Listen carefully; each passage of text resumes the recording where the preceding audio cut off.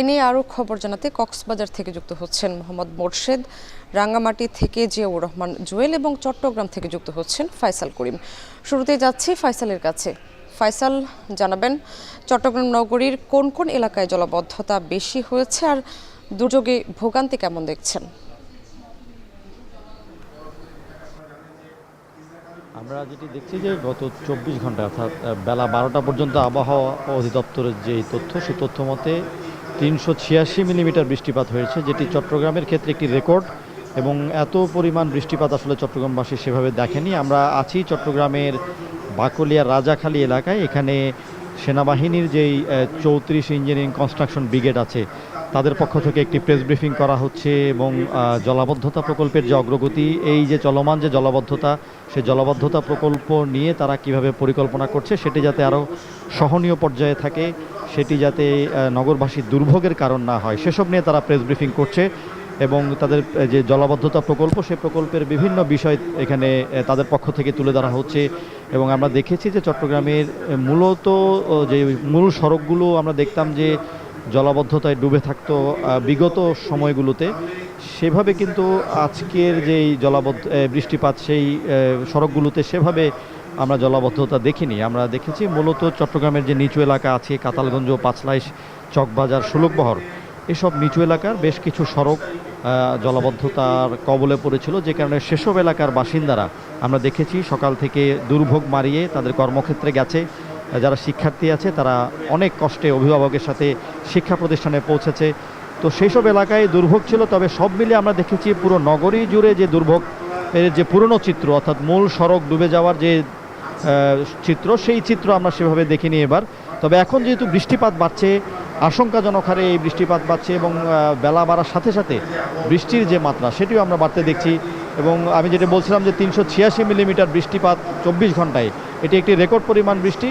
এবং এখন পর্যন্ত জলাবদ্ধতার যেই ক্ষয়ক্ষতি বলা চলে, একটি সড়ক চট্টগ্রামের পতেঙ্গায় যে লিংক রোড আছে সেখানে ধসে গিয়েছিল, তবে সেটি মেরামত করা হয়েছিল। তারা বলছিলেন যেটি একটি অস্থায়ী সড়ক, যেটি তারা মেরামত করে আবারও সেখানে যান চলাচল শুরু হয়েছে। আর এই বৃষ্টিপাতের ফলে পাহাড় ধসের যে ঝুঁকি আছে, সেই ঝুঁকি মোকাবেলায় জেলা প্রশাসনের পক্ষ থেকে মাইকিং এবং সচেতনতামূলক কর্মসূচি পালন করা হচ্ছে, পাশাপাশি আশ্রয় কেন্দ্রগুলো প্রস্তুত রাখা হয়েছে।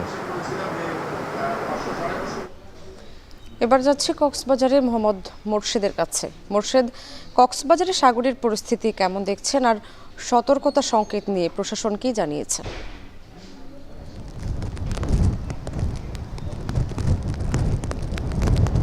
সামনে কক্সবাজার সমুদ্র সৈকতে প্রবল গতিতে যে ঝড়ো হাওয়া বয়ে যাচ্ছে, সেটি কিন্তু কোনোভাবেই থামছে না। আকাশের পরিস্থিতি দেখে মনে হচ্ছে এই বৃষ্টি সহজে থামার নয়। আমরা সকাল থেকে দেখেছি সকাল 9টার পর থেকে ধীরে ধীরে সমুদ্র উত্তাল হয়ে উঠছে এবং এখনও পর্যন্ত 3 নম্বর সতর্কতা সংকেত বহাল রাখতে বলা হয়েছে। কক্সবাজার সমুদ্র সৈকতের আশেপাশে যে গাছপালা আছে, সেগুলো প্রবল বাতাসের গতিতে একেবারে উপড়ে পড়ার মতো একটি অবস্থা বিরাজ করছে, সেটি কিন্তু আমরা সকাল থেকে দেখতে পাচ্ছি। এবং আবহাওয়া অধিদপ্তর থেকে বলা হয়েছে যে বৃষ্টি হচ্ছে, সেটি কিন্তু আরও কয়েকদিন পর্যন্ত অব্যাহত থাকতে পারে। অন্যদিকে জেলা প্রশাসন থেকে সব ধরনের প্রস্তুতি গ্রহণ করা হয়েছে দুর্যোগ মোকাবেলায়। গতকালও তারা দুর্যোগ মোকাবেলায় একটি সভা করেছেন, সেখানে বলেছেন কক্সবাজারে যেহেতু ভারী বৃষ্টি হচ্ছে, বিশেষ করে পাহাড়ি অঞ্চল এলাকা থেকে মানুষদের সরানো হচ্ছে। অন্যদিকে যে নিম্নাঞ্চলগুলো রয়েছে, সেগুলো প্লাবিত হওয়ার সম্ভাবনা রয়েছে। সেক্ষেত্রে জেলা প্রশাসন বলছে শুকনো খাবার এবং সব ধরনের খাবার প্রস্তুতি রাখা হয়েছে এবং সাইক্লোন শেল্টার প্রস্তুত রাখা হয়েছে। এবং বিশেষ করে একটি কন্ট্রোল রুম খোলা হয়েছে, যারা তাৎক্ষণিক এমন পরিস্থিতিতে পড়বে তাদেরকে খুব তাড়াতাড়ি জেলা প্রশাসন পক্ষ থেকে যোগাযোগ করতে বলা হয়েছে, এমনটি আমরা জানতে পেরেছি। এবং কক্সবাজার সমুদ্র সৈকতের সার্বিক পরিস্থিতি যদি বলতে হয়, সমুদ্র একেবারে উত্তাল। পাশাপাশি এখানকার যারা দায়িত্বরত আছেন, তারা লাইফগার্ড এবং বিচ কর্মীরা কক্সবাজার সৈকতে যারা আসছেন তাদেরকে সমুদ্রে নামতে দিচ্ছেন না, তাদেরকে নামতে দিচ্ছেন না। পাশাপাশি আমরা দেখতে পাচ্ছি সমুদ্র উত্তাল হয়ে উঠছে, একের পর এক ঢেউ সমুদ্রের কাছাকাছি আসতে পড়ছে, বৃষ্টি হচ্ছে, পাশাপাশি প্রবল গতিতে বাতাস বয়ে যাচ্ছে কক্সবাজার সৈকতে। আমরা অন্যান্য উপজেলার খবরগুলো নিয়েছি, সেখানেও বৃষ্টি হচ্ছে।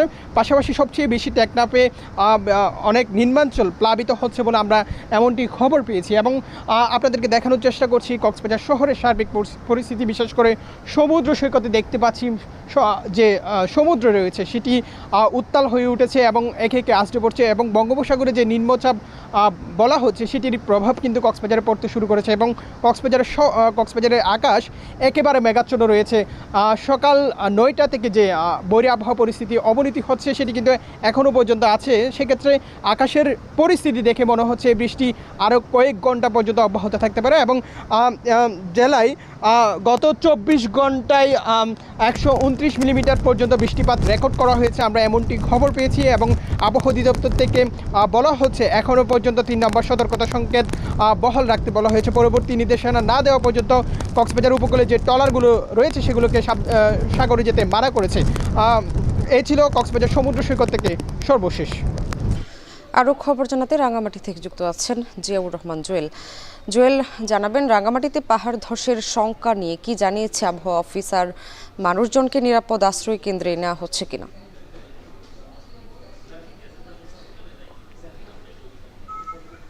সামনে আপনি জানেন যে গতকাল আবহাওয়া অধিদপ্তর থেকে যে সতর্ক বার্তা দেওয়া হয়েছিল সেখানে বলা হয়েছিল চট্টগ্রাম বিভাগের যে পার্বত্য এলাকাগুলো রয়েছে সেখানে প্রতি বর্ষণ এবং ভারী বর্ষণের কারণে পাহাড় ধস এবং ভূমিধসের সংখ্যা